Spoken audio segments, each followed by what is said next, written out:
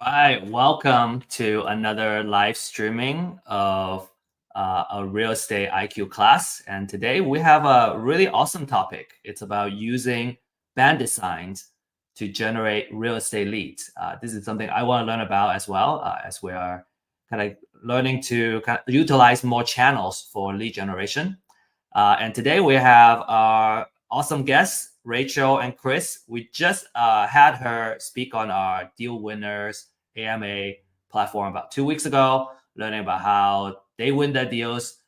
Their first couple of deals has been obviously Real Estate IQ and also getting Bandit Signs. So really look forward to learning from them on how to use Bandit Signs and generate more leads. I think from a marketing standpoint, what we're looking for is new ways of reaching out to motivate sellers and generate the leads. And then the other part, I would say, and Chris and I were just talking about this backstage, is consistency, just kind of having predictability and consistency in our lead generation. So this is going to be a really good channel to add to your marketing arsenal. And so look forward to that. Now, before I introduce our speakers, I just want to bring up some housekeeping housekeeping items. If you are joining us live on social media platforms, whichever social media platform you're on, make sure you register for this webinar on StreamYard, because after the event, you're gonna receive a link to the recording, so you can review the recording, you can watch this on demand, and rewatch it. Usually with great content, I don't just watch it once. I like to watch it several times and take good notes, because I'm talking about how to use it and how to getting to the details of how to implement this in my marketing system. So with that said, I want to welcome Rachel and Chris, our deal winners, to stage. Welcome. Hey, how are you? Hi. So before we start, I want to maybe ask you guys what's new with you, and I also know that you guys are closing a couple of deals this month, so maybe we can start with that, and then we jump into the actual Bandit Signs content. Yeah, we're working on a couple of deals right now. We're working on some land, acquiring some land and building on it. We're looking at possibly doing 6 townhomes on it. And then we're also looking at a few foreclosures from this past month. So just a few things happened, and had to do a few creative things to give us a little bit more time. So yeah, we're waiting on that to happen. So I'm sure we could go into details about that, because it's very detail oriented in the future of how to be more creative. But yeah, that's what we had to do. So here we are, just waiting for that to all go through, get all of our information, and then get started on those rehabs.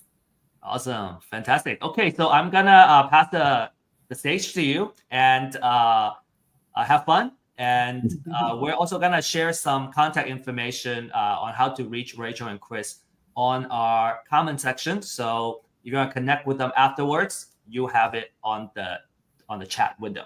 All right, Rachel and Chris, the stage is yours. Perfect. Thank you. So we're going to get started. We're going to tell us, of course, a little bit about ourselves. And I think we're using different platforms. So if you see our slides on the left, we apologize in advance. But here we go. So I'm Rachel. And I'm Chris. Sorry, trying to figure this out. Let's see if we can. Hey, Steve. Okay. Well, so this is Bandit Signs 101 with Rachel and Chris. And our website is here as well if you want to learn a little bit more about us. So what we're going to go over is our agenda, a little bit about us, who we are, why you can listen to us. If you choose not to, that's okay too. But why we use Bandit Signs, where to place Bandit Signs, samples of Bandit Signs, and also tips and takeaways. Yeah. And if you have any questions, we can obviously answer those as well. Yep, that's what we're here for. So our expertise, we've been investing since 2018 full-time. We have been real estate coaches for a handful of years, well, a few years already, 2020. We are experts at negotiating, whether that's foreclosures, whether that's owner finance, whether that's any kind of deals. We obviously look through it, make sure that we have two strategies before we close on it and keep moving. So of course, up front, we want to be able to solve people's problems, typically homeowners, foreclosures. We love to build rapport. For those who know us, we always want to make sure that everyone feels comfortable and everyone knows what to expect the next steps whenever we are speaking to sellers and even partners. Yeah, I think that's one of our strong points, I would say, is building rapport. There's been quite a bit of people that have stuck with us when things have not gone as planned. And I mean, obviously, we're very thankful to them. And we've always asked them, hey, why did you give us this opportunity? We're obviously thankful for it, but is there a particular reason? And they always just tell us, hey, you took time to actually listen to me. You took time to let me cry about my situation and not just try out. You tried to help me with it before coming to this last resort. So we find that to be super important. Hopefully, throughout getting to know us, you may find that to be important as well. So yeah, and some sellers really don't care. Some just want numbers, move forward. What can you do for me? And others really just need to vent. So our job is to listen, right? Be experts at listening to understand what the situation is. And with that, once we are able to acquire the properties, then of course, depending on the exit strategy, we are very comfortable with flips, subject twos, owner financing, hoteling and wholesaling, remodeling from small to large, jobs, new builds, and new developments. And so you'll see here on the lower right-hand side a QR code that is directly to the website. So please scan that and we'll move forward in just a few seconds. All right. Okay, so one question we always like to ask is in on the reply section when in the chat, just if you are an active investor, whether you do flips, rentals, driving for dollars, you're out there, you're grinding every day, you are speaking to sellers, or maybe you're having conversations over the phone, or B, if you're more passive, right? If you have money, maybe you like to invest in multifamily, apartments, commercial. C, if you are working on becoming an investor, right? One of the reasons why you're here is that, and others just, you need knowledge, always, always, always. And then for some other friends here, and no matter what we ask, you're not going to answer, right? Almost sounds like Rachel when asked questions and she doesn't answer. Yeah, but that's me. Yeah, she loves to ignore me. So yeah, we love to see what, where you're at in your journey. So let's continue here. All right. So who is here for the first time, meaning you've maybe never even seen us or known about us, or maybe you're just brand new to Real Estate IQ. Those are, questions we like to ask. So welcome to those who are brand new and welcome to those who are returning. We definitely love to see, new faces, new names, and I say see, right? Whether I can see or not. That's just me. Well, hopefully there are new people. And if there aren't, next time we're on, please welcome anybody and everybody. We're always eager to share and very excited when we can reach new people. Yeah, because no matter your expertise or where you're at, we can always learn new things. We're always personally learning new things all the time. And maybe sometimes the verbiage I use or maybe the strategies that I use may need tweaking. And if I meet someone like Rachel, we share ideas. So definitely always do that.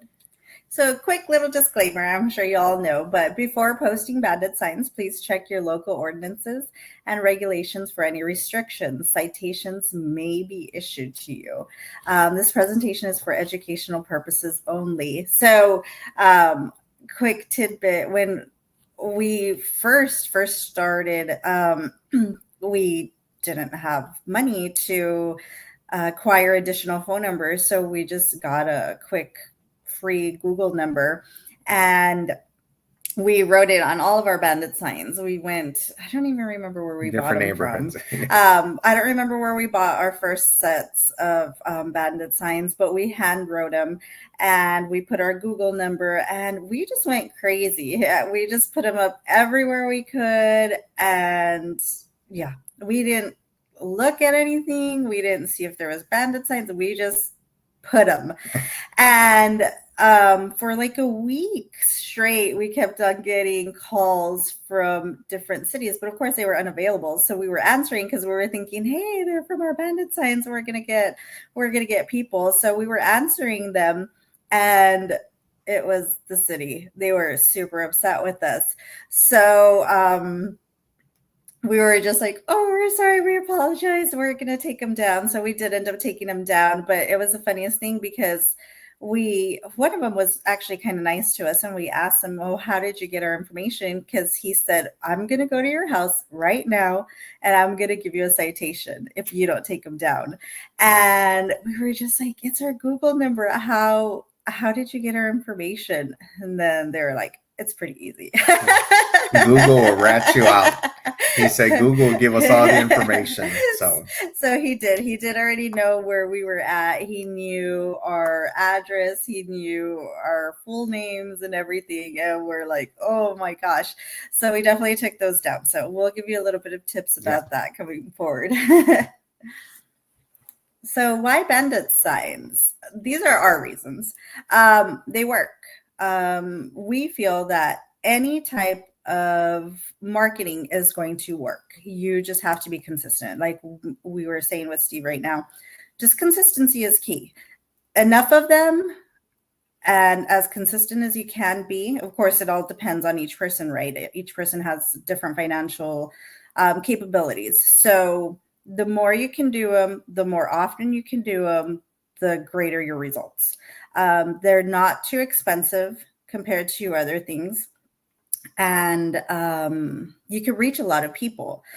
I mean, just think about how many people are at each intersection every single day. There's thousands, probably even more.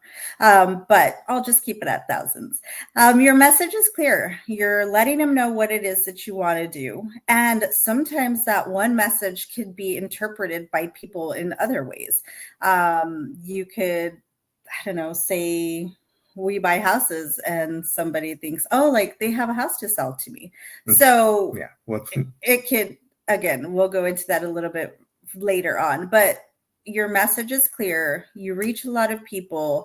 You can give several messages probably with one message, and you can market in so many different areas. So we love bandit signs.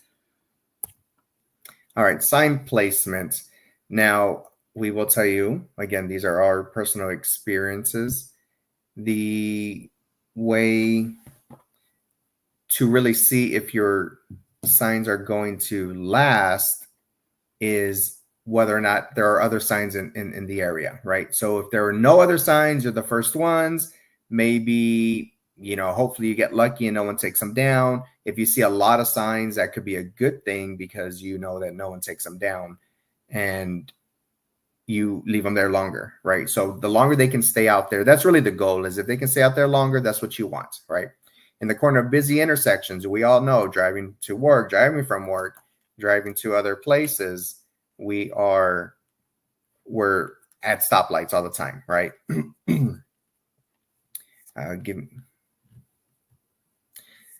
We're at different sections. Give me a sec here.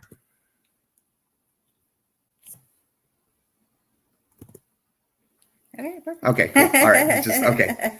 All right. So so we scout the area, right, to make sure there's other signs in the corner of busy intersections. Again, if you're not on your phone and watching videos and TikToks and all of that, if you're watching us, it's okay. Yeah, you can do it. But just they're everywhere. They're at every corner, and no matter where you're at, coming west, east, south, north, doesn't matter. There's bandit signs. You want to make sure they're visible, right? If you have stakes, even better, right? Stake them on the ground and in position. Again, whether you're going east, west, you just want to make sure that you can angle them a certain way in which people can see. Now, if you're taller, if you have poles, you can make little poles that makeshift something to where you can have the bandit sign stick to it, elevate the pole with the bandit sign, and staple them to the light post. So that's really popular.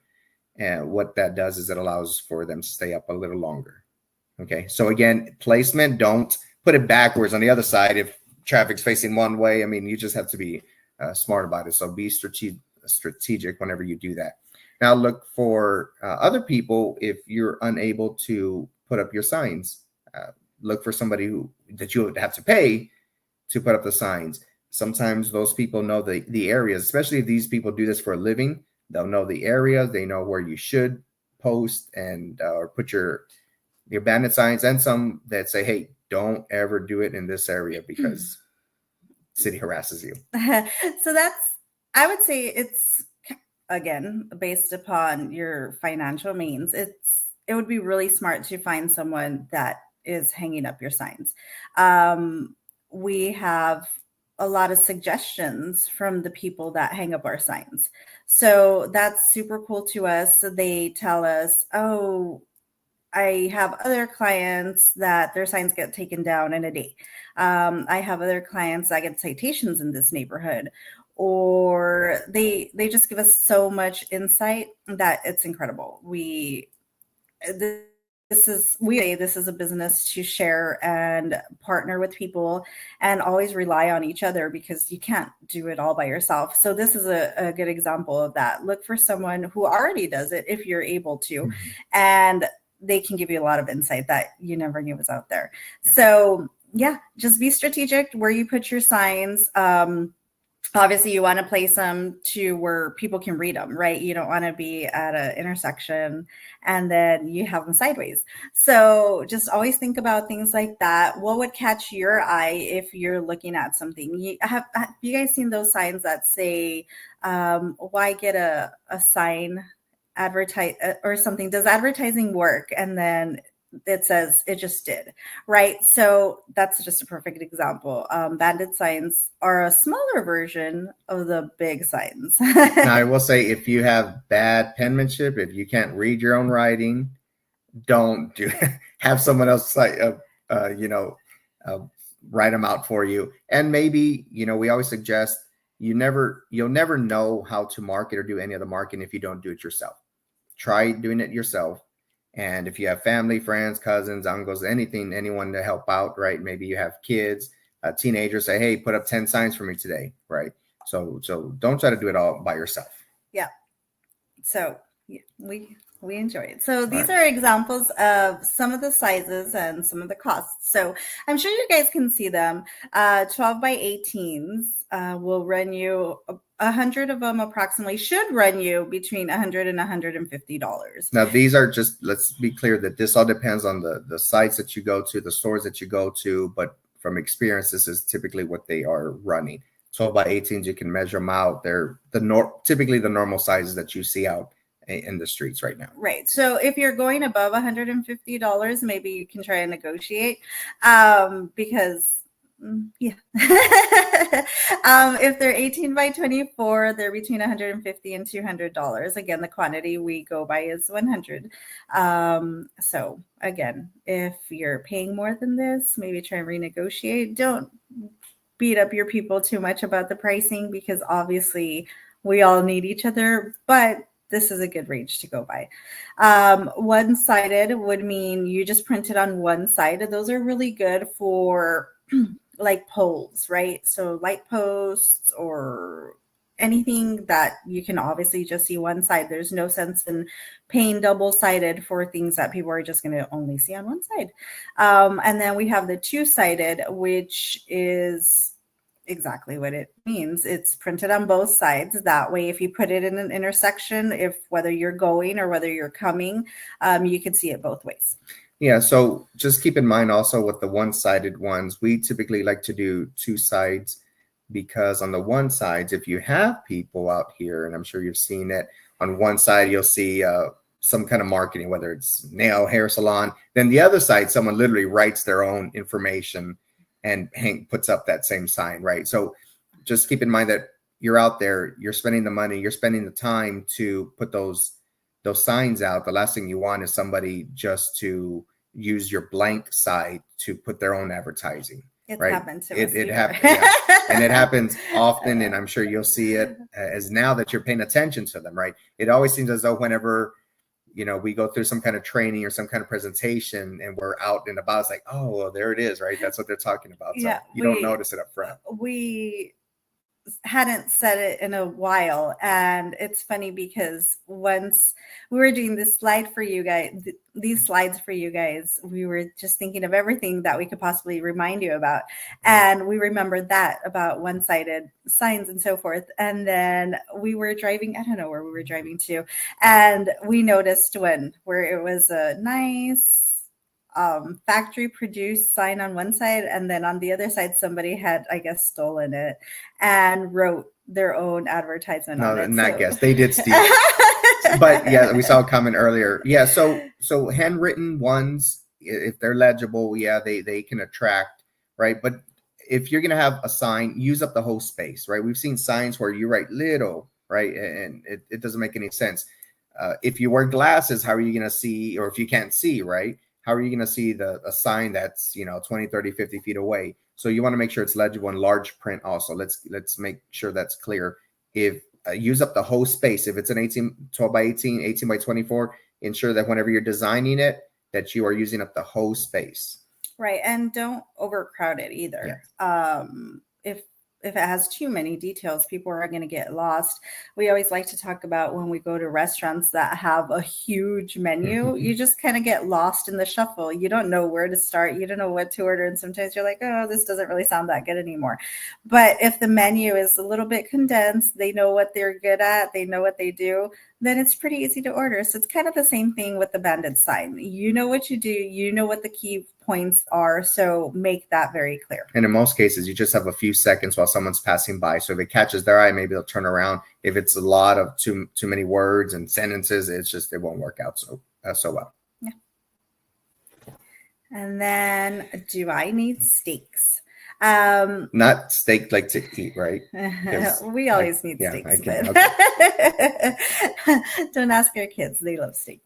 But yes, you do need steaks, unless you're putting them on the pose, right? Utility pose, or you're able to put them somewhere where it doesn't require them, obviously. And most of the time, you got to be a little bit tall or create some type of contraption to get it up there. So, unless you're going to be lugging around a ladder with you. Yeah, you can do that. But the types of stakes that you could use are obviously wooden stakes, which are cool. Yeah. We like the wire stakes. Yeah, keep in mind with the wooden stakes, I don't know where you live, but if it doesn't rain often and the soil is really hard, right? It's like almost concrete, it's going to be tough. So you have to take a hammer, which is not an issue, right? You should already be carrying that hammer and your stakes and everything else. So just keep in mind of that. So a wooden stakes, obviously, especially if you have one-sided bandit signs, you just slap it on, nail it, or staple it to the other side, opposite side, and put them out. The wire stakes, I think we're fans of. Yeah. I mean, they cost a little more, but they go inside. If any of you have seen the actual, like the thick plastic bandit size, not the papers also. The paper meaning if you can go to, we'll talk about this here in a bit, different places, they sell different types of signs, right? Or sheets that you can cut up into signs. But those wire stakes go straight through in between the hose, through those bandit signs. And those guys are, you just stake it and keep moving. And there are different heights as well. Yeah, what we like about the wire stakes also is sometimes if you have like concrete, right? There's just sidewalks and so forth. If you don't have grass, something easy, you know how the sidewalks have that little crack where, I don't know what it's in the middle, like some type of plastic, it'll go through that as well. So you just have a little bit more flexibility of where you could put them if you do use wire. See different heights for those wire stakes. So you want to go ahead and kind of think ahead and figure what's going to be best for me. What can I afford? We're always talking about what can you afford, right? Because real estate on its own is amazing. You are going to pay money, but we can all do it. It's just what's your budget and how much can you work? How much more can you do? So yeah, you'll just build your cash, right? So you get a Bandit sign, you get a deal, and save some of that money for Your marketing. right? So whenever we first started, we looked everywhere to buy these signs. We started just at Walmart's, at Home Depots, and we go online as well. So some of the online, websites that you can go to are Uline or Build a Sign, Dirt Cheap Signs, Sign on the Cheap. So right or wrong doesn't matter as long as you start getting some of these signs out there. Now, if they're 10 for $100, then you might want to reconsider where you're buying, right? Local stores, Home Depot, your Lowe's, your Walmarts, any local company that sells marketing material. A lot of these places, Signorama, or you can walk in and say, hey, I need 100 signs. And if you buy from them consistently, most of the time they will give you some kind of discount. So play with it, see where you're at. Some places even have 50% off maybe your first buy, and then if you combine them with the steak, then you can possibly even get a bigger discount. So make sure that you buy everything all at once. Now, if you want to start piecing them out, if you already know where to buy steaks, then you can get them cheaper there, then just find a place for Bandit signs. Typically, we like to buy everything at one place if we can, because time is money. If you're driving back and forth just to save $2-3, you're going to spend that in gas, right? Yeah, unless you have people that are helping you and they're closer to one place, then of course you do what's best for you. But that's our advice. Yeah. So what you should do is be consistent with your marketing. Who here has heard that? I'm sure everybody, right? And what we mean by that is just do it. Like we were saying before, it doesn't matter where you get your signs from. Just start doing it. And in the end, you're going to find like your own rhythm, your own, okay, I like them from here. I like this from here. And just keep doing it. So be consistent with your marketing. Research different areas of the city that have properties you're interested in. So this is where real estate IQ comes into play. You go in and you see there's a ton of foreclosures in whatever city. So you're like, oh, okay, this is probably going to be a great little place or a great area. So you can condense and look up neighborhoods. Oh, okay, this neighborhood seems to have a lot of foreclosures. Guess where you're going to place your signs? Yeah, everywhere and anywhere. But if you see a certain area with the most foreclosures, put them there, right? Now, whether you think they need your help or not, that's irrelevant, right? The more you go out there and do it, the better. Now, have a planned route. Yeah. We always say, right? It's almost like door knocking. Yeah, right. You just like door knocking. Just figure out where it is that you want to go and put it in your Google map, and try and be as quick and as quick as you can. Yeah. It's time consuming. It is. We're not trying to pretend it's not time consuming. It is time consuming, but it works. So again, and maybe for those who have children that want to get away from the kids, it could be kind of your date night, right? So yeah, we have funny date nights. That's exactly what we do. We'll ask my mom, hey, can you watch the kids for a little while? And we go out and put Bandit signs. Yeah, but you learn to make it work. As far as how many you should put, you buy 100 at a time. It all depends on you and the time that you have. If you can only put up 20 signs a night, that's fine. So what we do is if we're going to go to a certain area, subdivision, neighborhood, then we can put them on the streets. We can put them in the entrances of subdivisions, depends, and some of those subdivisions won't like it. They'll take them down quickly. If you can only put out 50, make sure that you can put them within a 2-3 square mile area. It just depends on you, right? So don't. And the point we're trying to make here is just do it. If you don't do it, nothing's ever going to happen, right? Just in life, period. If you don't learn to ride a bike, then if you don't practice, you're never going to learn to ride a bike. It's just like everything else. And I know it sounds elementary, but it's really the truth, guys. If you're not doing it, even if you mess it up, who cares? You learn as you go, and then you will perfect it. So while we're talking about what you should do, place the signs out early in the morning or late in the evening. Guys, please don't be those people that are dodging traffic and trying to put out signs at 5 o'clock. Believe me, we haven't seen anyone get hit, thank God, but we've seen some people out there jumping in front of cars. It makes no sense. Okay. And we'll talk about that here in a bit. So always make sure you're seen.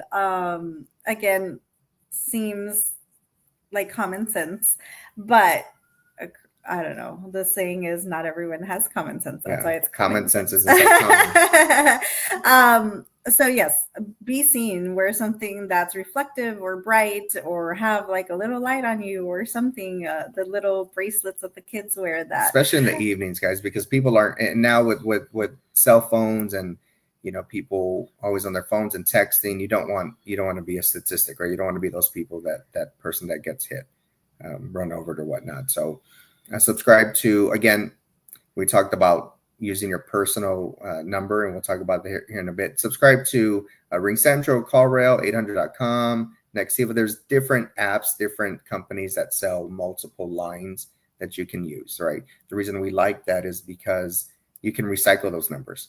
Maybe one of those numbers can be used just for Bandit Signs.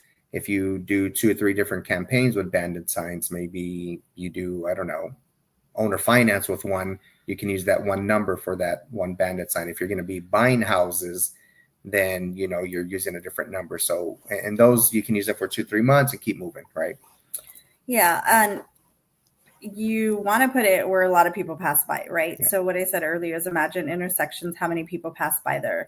That's where you want to place them. You don't want to put them somewhere where, maybe you'll get 5 cars a day. So, and then whenever you are putting out signs, if you can have a driver, even better. But if you have to stop somewhere, we've actually seen someone get their car stolen because they run out of the car with the car engine, running, and they go out, put Bandit Signs. By the time they get back, it's gone. The car's gone. So I know we all laugh about it, but it's really, you just have to be careful out there. Just keep in mind whenever you're in the mode, in that zone, sometimes you forget things, right? So let's just, be smart about it, guys. Okay.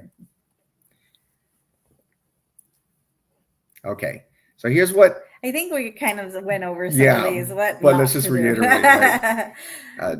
We typically don't put signs out in front of business, especially if our signs have nothing to do with the business that you're putting it in front of, right? A lot of those business owners will just take them down. Or, you can do it if you get their permission. Mm-hmm. It's just a matter of asking, and some will say yes, and of course some will say no, and just respect that, because if anything, you're just going to lose your sign right away. So place all your signs in the same area, neighborhood. I would say try and remember where you put your signs, right? Before we continue, these are things that you're not doing we just didn't want to put do not, but these are things that you shouldn't do, right? So you can put out signs in the same neighborhood, but these are things that you should not, meaning you don't want to put out 100 in just one area. Yeah, right? I think what we meant to say is don't put 2 or 3 or 4 in the same intersection, spread out the wealth. Do not use foul language. I don't think it would be great for a little kid to be like, "Oh, mommy, daddy, what's that say?" So, watch what you put on it. Do not use your personal phone number. Most people don't even want to share their phone number, so definitely don't put it on a Bandit sign. Do not use your Google number.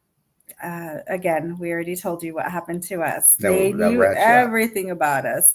So don't use your Google number, and do not hire just anyone. We want you to look into possibly getting somebody that does this to be hanging up your signs, but I don't know, interview them a little bit, talk to them. It's not going to be super formal, but you do want to know that they're actually putting up your signs. So, there has been times where, thankfully, it's never happened to us, but we have known of people that it's happened to. They exchange money, give them the signs, and the signs end up in the trash. And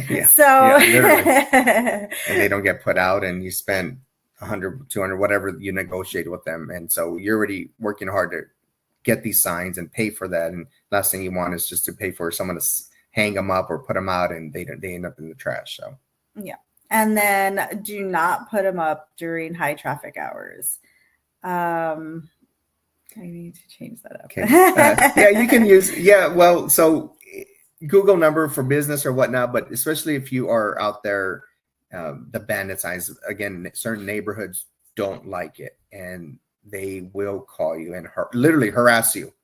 I remember when we first did it, I mean, we had tons of calls and they blocked their number, and or some will say, hey, well, I'm interested in your house, and they'll try to meet you in person and give you a citation. So guys, just be smart about it. Okay. Yeah. Yes. One of the questions was if a local number is good. We like low numbers because they know that you're actually there. And even if it's somewhere out of town, I mean, hopefully you have somebody there that's local that can go look at a property. It's always good to have people everywhere that can help you out. So a local number to the area you're putting up your bandit signs would be a good suggestion. I didn't catch the last question. Oh, it's okay. It said I believe Monish said that you put them out on Fridays. Yeah, that's fine. Put them out the days that you want them to stay out there. And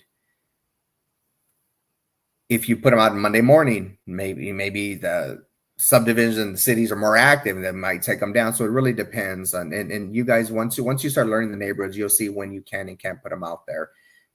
Again, don't place them out there when it's high traffic. Wait till, in the evenings to start putting them out. And guys, again, do not run out in front of moving cars to place your signs. Okay. Mm-hmm. So. And Mason, you're not getting any leads from it. Sorry. They work. I mean, as I said before, the more consistent you can be, the better. The more you can do it, the better. And maybe it's just a verbiage. Let's start talking about what you're putting or not putting on. Again, how attractive it is, right? I mean, things attract people. Yeah. Didn't catch that last one, but okay. All right. So this is a true case study. These are just points, just quick points of the deal, how it came about, how it closed or whatnot. So we did set up. So this is an example that bandit signs do work. So we set up bandit signs in an area where we saw a good number of foreclosures. We used real estate IQ, determined, okay, we want to put up bandit signs in this area. So we set out 100 bandit signs saying foreclosure homes for sale. We didn't put we buy houses. We didn't do any of that. For this one, we put foreclosure homes for sale. So that's kind of what I said earlier. People get whatever message they want to get from this. So from this one, instead of thinking, oh, I want to buy a house, he thought, hey, they obviously are able to get houses from foreclosure. So the reason why we did this particular sign is because we wanted end buyers. And buyers are people that you're going to wholesale to, or even people that are really looking for houses. They don't have to be investors, but people that are looking for owner finances or houses or whatever the case may be. What the homeowner got from our message was that we buy foreclosed houses, and that's the situation he was in. And all he said was, I saw foreclosure and I called, right? They didn't see anything else but that foreclosure word. So again, we talked about, you see something catches your eye really quick, foreclosure, okay. Sometimes people don't even read everything. They just see 1-2 words and then they call you. So this is where you kind of have to tell them, hey, well, this isn't really what I do or what it was intended for, but I have this lead, right? I have this other lead. Yeah, we can help. We can always help, even if you can't help up front. Well, let's figure it out, right? Let's try to help them out. So this homeowner was about a year behind on his payments, and what his story was, his wife had passed. So unfortunately, just with everything he was going through, he lost track of time and he stopped making his payments. So we did meet in person. It's up to you what type of investor you are or you're going to be. Some people choose not to, some people choose to, but we always, as long as we have time, we choose to meet in person and have that discussion and build that rapport. So that's exactly what we did, and we got the contract signed. We always want them to know who we are also, right? Sometimes, again, different sellers just want numbers. Let me know what you can do for me over the phone. And some really just want to talk. Sometimes they vent. And really, some of these people just have to talk to someone. And they don't know who to talk to. They can't talk to their spouse sometimes. They can't talk to their friends. because it's not one of those, hey, how's the game? Everybody knows about it. Hey, I'm in foreclosure. My life stinks right now. I mean, it's kind of tough. So sometimes the only outlet they have is kind of just talk to us, because we understand, right? We are the experts, and you guys are the experts. You're out there to help them out. So listen to them. And we're the problem solvers. Yes. We can help solve whatever situation they're in. So after title work came back, there was a few more liens on the property. So our initial thought was something else. So we ended up changing and shifting a little bit. So there wasn't a lot of money on the deal. So we went ahead and took over his payments. After we closed, we needed to sell it immediately. So we went ahead and used Bandit Signs again. So we used Bandit Signs in the same area. But this time we changed our message and we put owner finance available. And yeah, we found our end buyer. It was very quick, very easy.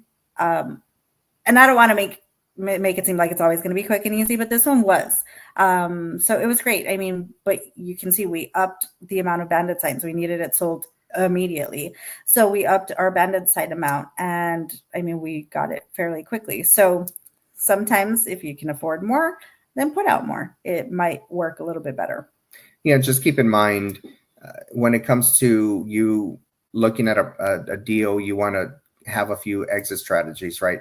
And this is where education comes in. It's really important that you don't know how to do just one strategy. You can analyze a deal, and if things don't go well on that deal or that strategy, some people just say, oh, there's nothing I can do about this. I can't help you out. But if you have multiple strategies, it allows you to think and really, advance with that person and contract and your deals, because it's really important, guys, that you have more than one, because that one strategy may not work for everyone and anyone, right?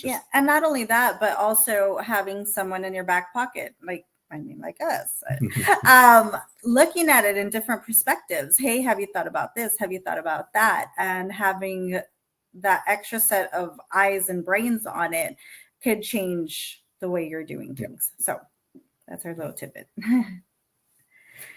And we just wanted to show you a couple of our Bandit Signs. This is when our kids were a little bit younger. And I mean, we have them doing everything we do. So we were writing out our Bandit Signs that night, and they said, I want to help you. I want to help you. So this was them helping us. Well, this is probably one of mine. I write just like the kids. So this is where Rachel had to take over and say, hey, you're done. So it was cute. We were writing out Bandit Signs. And again, we order 100 at a time. If now we order 200-300. But in this case, we were both writing them out. And then they picked one up and two and said, okay, well, everybody, it's a family affair here. But yeah, I was writing them in Spanish. This was one of our owner finances. So if you don't know Spanish, it says casa por venta, house for sale. And it was a 3-bedroom, 2-bathroom. And then we put up our phone number. So, but that's our little babies writing it. These are a few examples of some that you could do. Very easy: cash for your house, foreclosures, bankruptcy, probate, delinquent mortgage. Obviously, put as much as you can to make your message, but at the same time, you want to keep it neat and get the message out there. And so this is a yellow sign, right? The yellow background is not just for show. It's an actual yellow sign. Those stand out a little more, and it all depends. You just have to play with the colors, right? You can put yellow with blue, yellow with red, yellow with black. But if you have a white background, you can change up the colors as well. And we'll show you those with the next ones. But this one, again, you put your number in the middle and you're good. Yep, we're good. We buy houses as is and pay cash. Phone number, pretty easy. Pretty straightforward, right? You could use whatever language you speak. If you speak Spanish, great. If you don't, then you could partner with somebody who speaks Spanish. If you want to put out Bandit Signs in Spanish, you could always call us. If you want to do a marketing campaign with us in Spanish.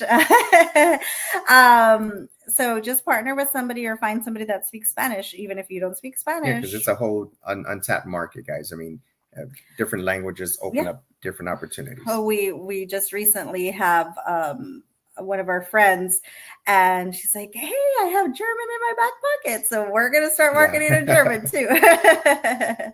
So that's another example. We buy houses fast cash, right? Everybody wants cash, so maybe you can emphasize on cash, and then your phone number, make it big, right? Because they want to be able to get a hold of you. The first one, we didn't put a phone number as part of the example, but obviously in the middle is where you would put your phone number. So this is another one: foreclosure homes for sale. Call for your list of homes. So now again, it all depends on who sees and how they interpret this, right? You can get many different calls from this, or leads, or other people that you know. And of course, the owner finance, the owner finance for the next one as well. I mean, you will have people that want to buy, that want to sell. All different people will call you, even if you think your message is pretty straightforward. Believe me, they still call. Different people call. Right. So, and sometimes our message gets mixed up. Sometimes when we put owner financing, then they want to call and sell. Sometimes when we want to buy, they'll do the opposite. Yeah. So, but it gives us leads, right? Yeah. So everything works. Just like our owner finance here, we clearly say what it is, and how much it is to get down, how much down payment. So there's no right or wrong. Just keep in mind, whenever you put out a sign, if it's not clear to them, those are different leads that you guys can still monetize on in the future. Okay.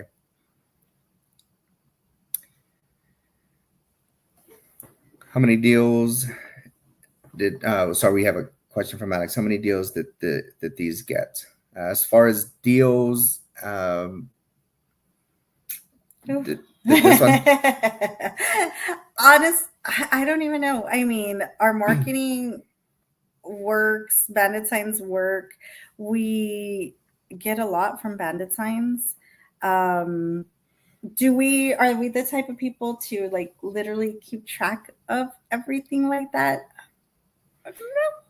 No. Yeah. So, we know it's going well. We always say we're blessed, and yeah, we're here and we're still doing it. So and that's so, I mean, if we wanted to break it down, if we do put out 100 Bandit Signs, we usually average 50 to 60 calls. From there, if we are getting 50 and 60 calls, maybe we can get 2 or 3 real leads that are real, and maybe even close 1-2 deals. And so we do, of course, we have to now. I mean, literally, are we out there putting out signs, actively investing, or even marketing? Yes. And we do keep track, of course, but we just don't have that number on the top of our heads. And also with owner finance, just remember, we wanted to give you that. I wanted to give you that also, because owner financing, and every deal is a bit different. But what if you're able to generate $200, $300, $400, $500 for each deal after you close on it, right? Not only are you having the Bandit Signs help you find the leads, but you're able to sell an owner finance house and make $200, $300, $400, $500 a month, right? And that's great for those who may do 2 or 3 deals a year, 2 or 3 deals a month. I mean, can you imagine making an extra $500 just for hanging out? But the kids. Alex clarified his question. So he was talking about the kids' signs. Oh man, they got so many leads. Yeah, the kids, whenever they're doing, we give them like 20 just to go out there and write on them. But the kids, whenever it's funny language or funny penmanship, they do get more, surprisingly, more leads, because someone's like, "Hey, I just saw the sign. What is it about?" Or, "I saw a house for sale." It's really funny. But yeah, and then for our last slide here. Okay, sorry, we're trying to read and. All right, Elsie. We're trying to look for other areas. Oh. Yeah, so different areas will produce different results, right? Our last slide here is a QR code for our discovery a discovery call. So basically, if you're liking us, if you like what we have to share, this is just a little bit of what we can help you with. And hopefully you're gaining value from this. And if you need any help in your real estate investing journey, if you're stuck somewhere, if you are stuck maybe with verbiage or how to talk to people or whatever it is, right? We all get caught up in something. We have been doing this for quite some time, and we love what we do. We love sharing our knowledge. And yeah, if you think you need our help in any way, please scan this QR code. It will set up a discovery call with us. See if we can work together. If you like us, if we like you, we want to work with obviously like-minded people who want to be better investors and better people in general. So that's us. Yeah, no obligations. Not going to cost you anything. Cost you just a bit, some time to see if we're a good fit together. Again, this is one-on-one coaching, not just, hey, let me just give you information and you go figure it out. We talk about the deals. If you have deals, we talk about every strategy, how to get into them, how to get out of them, and all that intricate details. So yeah, having that extra eyes, that extra brains on your deals and figuring out what to do with them and how to help people. Yeah, that's what we're here and for. I believe we have some students here online as well that we've seen. So yeah, we can certainly chat. So I guess questions, anything else that let me get you fine. The question is, I mean, as far as fines go, so fines, it depends on where you're at. Now, you can go get permits, right? If you want to go ask the city or county, wherever you're at, go get permits so you can put them out there. Now, whether they give them to you or not is a different story. The fines, depending on how harsh they are. If it's only going to cost me $20, $30, then maybe I'll take that chance anyways, because that $20, $30 fine can get me a $5,000 deal, right? Even if it's $2,500, it just, you have to weigh your options. Again, if you already know that the place that you are going to be putting them out in is pretty harsh with fines, then I don't recommend it. Just find somewhere else to go, guys.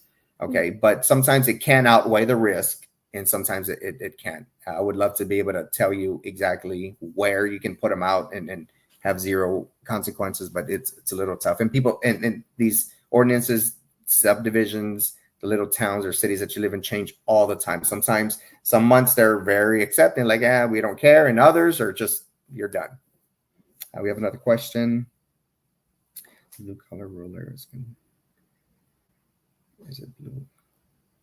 Oh, so I think one of the tips that we gave earlier was kind of look around. If you notice, right? So if you're going to start your marketing campaign and you kind of want this one area, and you've passed by before and you've seen bandit signs, and then you pass by in 2-3 days and you still see the same bandit signs, and then you pass by a few days later and you still see those bandit signs, well, then I would assume your bandit signs are going to stay up. They're obviously not taking them down. Chances of them finding you are probably less likely because those bandit signs are still up. So they may be a little bit more lenient. You can call as well just to see if you can or can't put up bandit signs in the area. And the city will tell you yes or no.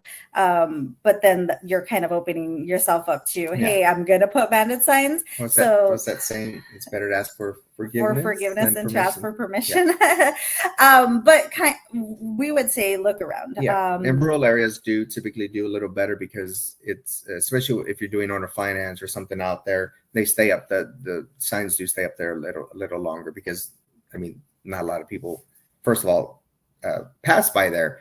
But most of the time, the cities or the little towns are just more lenient with that stuff because they want more people, right? They're banking on people helping each other out as far as home sales go. I mean, they all got to get paid. Someone's got to pay the taxes and everything else, and bring the population, increase the population. Yeah, so. and sometimes the small cities are the ones that are more strict. Yeah. So I mean, what we do is we look around and we kind of vet the area, I guess. See, have Bandit Signs been up for a long time? Have they not? And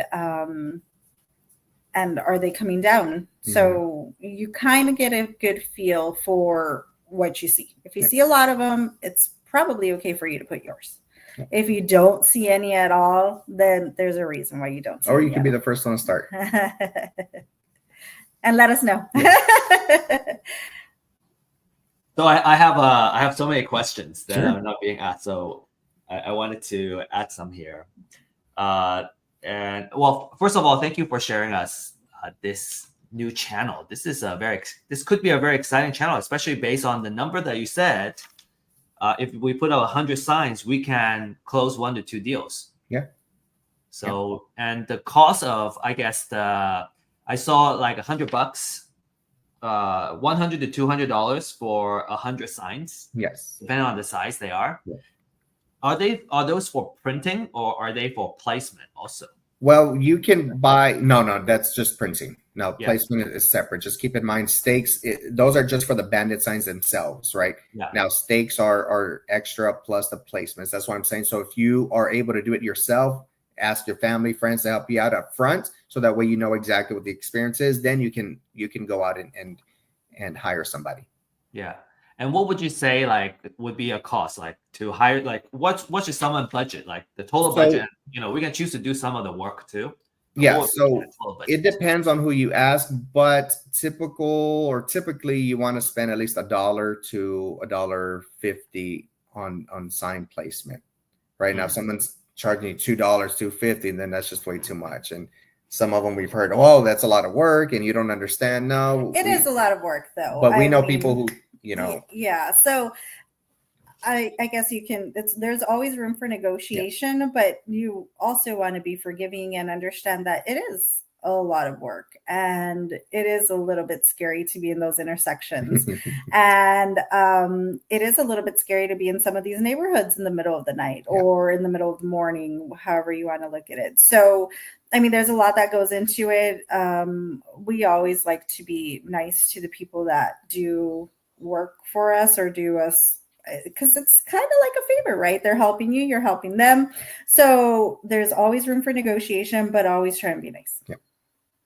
And how do you go about finding like Bandit sign companies that, let's say, they can do it all for you?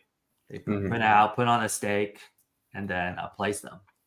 What would you recommend we do? Depends on which companies. So what we got references from other investors, Facebook, and then the local stores that you go to typically know the people who are putting out signs. Now online, it's a little more difficult because who are you really going to speak to? And customer service they could be anywhere in the world. So we would recommend that you speak to local companies about that and friends, right? Yeah. Other investors. Yeah. It's always good to network with other people. Always good to just know what your options are and talk to one another. And after you place them, you don't bring them back, right? They're just gonna stay there until like the city takes it away or somebody. It depends. It depends on you. So some people like to go back for theirs because they feel it was an investment that they did. I mean, again, it's time consuming. It's time consuming to put them up. It's going to be time consuming to take them down. But the more people can see them, the longer they can stay out there, then the better. When are they going to get picked up? No one really knows, unfortunately. But that's why you kind of want to look for areas where you see them often. You see them not being messed with. They're just kind of left alone. You want those areas. Yeah, we know a couple of people who put them out, I don't know, Monday, Tuesday, whatever, and then pick them up on Friday. Or maybe they put them on the weekends, pick them up. It all depends on you. Again, this is where you really have to just to marketing, right? To start tweaking what you do. I thought the Bandit sign cost is, it's looking like, let's say $2 to print out for the big one and the placement, maybe like $5 per sign. get it all done. Like 100 signs is $500, and I think that's a pretty decent exposure and a okay experiment. Like about $500 to kind of do something and seeing what comes out.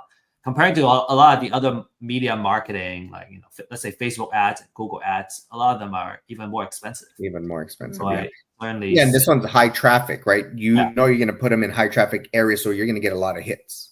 Yeah, and you get the control of the eyeballs. A lot of times, like let's say Facebook ads, like we are experimenting with it. When you try to restrict to an area, the cost goes way up. Yes, definitely. And so this one you get a lot more control. Definitely. And how often, like what would be your frequency, say, for doing this? I mean, it kind of depends on what your budget is. Yeah. I mean, the more consistent you can be, the better. Every 2 weeks, if you can do them every other week, right? Twice a month. We always say at least try to touch, certain marketing every 2 weeks if you can, every other week. So start this first week of October, see how it goes this week, next week, and then start putting out for the third or fourth week. And then another thing is remembering, kind of like pinning maybe your locations where you put your bandit signs. So remembering where they're at. So if you have time, or you could ask a family member, hey, can you pass by this intersection? Is my sign still there? Mm-hmm. If it's there, then you obviously know you don't have to hit up that intersection again, and you could increase in other places. So it's a little bit of kind of playing around with it, seeing how your signs do. And yeah, just the more you can have out there, the obviously more people are going to see it, the better your chances are. But yeah, and for those who can't do 100 at a time, if you're able to do 20 at a time and be consistent, put 20 out a week, it's all about the consistency, right? We were talking about that earlier. It's all about consistency. Even if it's not perfect the first 2 or 3 weeks, you're getting into the behaviors of marketing, of doing that one marketing. So it has to be consistent. Yeah, I think a good resource would be, I know that there's a website where you can research, the high traffic streets and roads in your city. I don't have the link right now, but I thought that would be a good resource for everyone. Then I have a cool question. I have maybe a more detailed question. For these placement companies, Rachel and Chris, what would be some interview questions you would ask them when you're like deciding to hire them? For the sign placement or to order the signs? The sign placement. How about both? Okay. To kind of maybe execute on that? Yeah. So first, if I'm going to go to a store and ask them if they do bandit signs, obviously I'm going to ask for certain examples of what they can't do. Mm-hmm. Right. We've run into some that say, oh, you can only put so many letters and words, and they just want them big. Lines. Yeah, lines or whatnot, I should say. Yes. And some others that are able to tweak it a bit will add more. Sometimes in this case, less is more, right? More is so that way straight to the point. Let's get to the point and have that. But we do ask for examples. We do ask them if they have the average or typical sizes, which most do, and they can be larger, right? So they can be small little guys and big, large bandit size. So it all depends on you and budget, of course. So we do ask for that. And what you can do with most of them and say, hey, this is the design I want. Can you show me how it's going to look once you put it on the sign, right? Now, they won't go print out the sign, but digitally they'll put it on the computer and show it to you. And then with that, we ask, oh, do you work with any other investors, right? Some of these are investor friendly. So they will go ahead and say, hey, well, maybe we work with these groups. They won't give you specific names with groups, right? And you can just always call those people, see what their experience is with them. We've just had some that maybe aren't consistent with price either, consistent with it's $99 for 100, or next week it'll be 120 for 100 signs. So those are the things that you have to be careful of, because people will drive up that price sometimes just out of nowhere. And with people that hang them up for you, some of the questions that we would ask is, who else have you hung up for? Would you be willing to share that information? Can we speak to them? And I guess you could ask them when they plan on hanging them for you. what their plan is, or if they could go based upon your schedule, right? If you want them hung up on certain days at certain times, then if they agree with that, then great. And I would say you want a route where exactly they put them. So that way you could check that they actually put them up. Yeah, you want to verify. Yeah, it's fantastic. We have another question about Bandit Signs or email marketing. I kind of read it as if, like, which one is more effective in your opinion? Oh man, I'd love to say there's a secret, Lawrence. I really love to say there's a secret. It really is about consistency. So whenever you do both, you have to consider Bandit Signs. Yeah, city might pick them up, they might take them down, but we get more exposure, right? We have high traffic areas. Emailing, you got to consider spam, and if your email's even going to go through, they're cutting down on all of that. We just had a discussion with one of our students earlier. They're cutting down text messages, emailing. I mean, you can spend hundreds of dollars on lists and blast out emails, and you may not ever know if they actually get to the recipient, right? You won't know if I open it up. At least with the Bandit Sign in this case, I know for a fact that if I set them out on Monday, Tuesday, Wednesday, there's thousands of cars that pass by your big intersections, your big main streets. I know I'm going to get that exposure. Another thing that we like to think of is not everybody likes emails, or not everybody likes Bandit Signs too. So it just kind of depends. So you got to be flexible. Whoever is looking for a house, let's say, they're more than likely to look for Bandit Signs that say, hey, we sell houses, or buy a house from us, or owner finance. You're not going to know how to reach those people unless you have already your list of end buyers. So they can both work. Also, people that might be losing their house, maybe they're not really good at sending or receiving emails. So that's one thing that we always keep in mind. Who's receiving this message? Do they check their emails? Do they not? And some people do. I mean, it's convenient too, right? An email is super convenient. It comes up on your phone or comes up on your computer. They can reply to it. They can call you. But at the same time, some people don't open it. So if we had to pick one or the other, honestly, both. Thank you. Well, I'm sure there are more questions if we stay here longer, but our time is up. We're actually a little bit over. So if you have more questions, feel free to use this comments section. We'll be gathering this after the event also, and we can share. We'll send those to Rachel and Chris. You know, what might be a better option is we invite Rachel and Chris back for another class.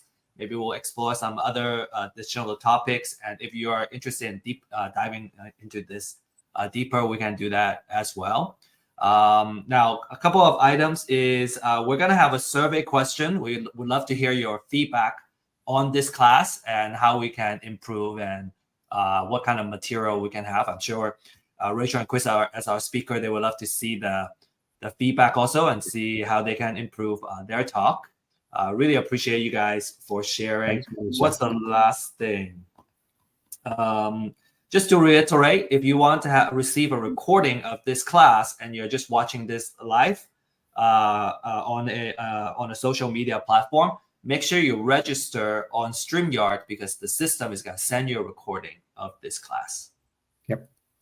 Rachel and Chris, any last words for us? No, thank you to everyone who joined us. Thank you for having us, and thank you for the good questions. Yeah. And sorry if we misinterpreted or answered some of them wrong. They were fantastic. You guys were perfect. Thanks, Alex, Katie, right. and everybody. Thank you. So we'll stay in touch, and we look forward to having you back again. All right. We'll see you guys. Absolutely. Bye. Guys, have a good day. You too. You too. Bye. It's a good day. Have a good day, everybody.